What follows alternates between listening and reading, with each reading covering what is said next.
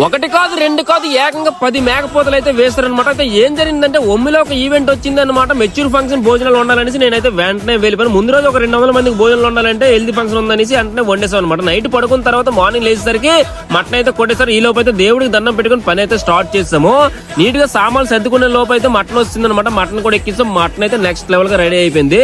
ఈ లోపు ఫ్రాన్స్ కూడా వచ్చింది. ఫ్రాన్స్ కూడా నానబెట్టాం. అయితే మటన్ కర్రీ చూడండి ఒకసారిగా. వీళ్ళు రుచి చూసి ఏమన్నారో మీరే చూడండి. సూపర్ లా ఉందని చెప్పాను మొత్తానికి. చాలా బాగుంది.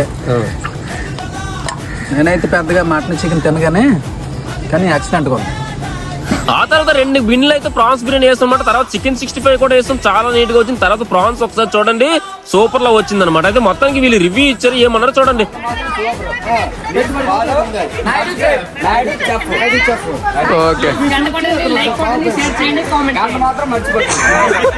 ఇతను ఏమన్నాడో పార్ట్ 2 లో చెప్తాం. సూపర్ లా ఉంటది. వెయిట్ చేయండి.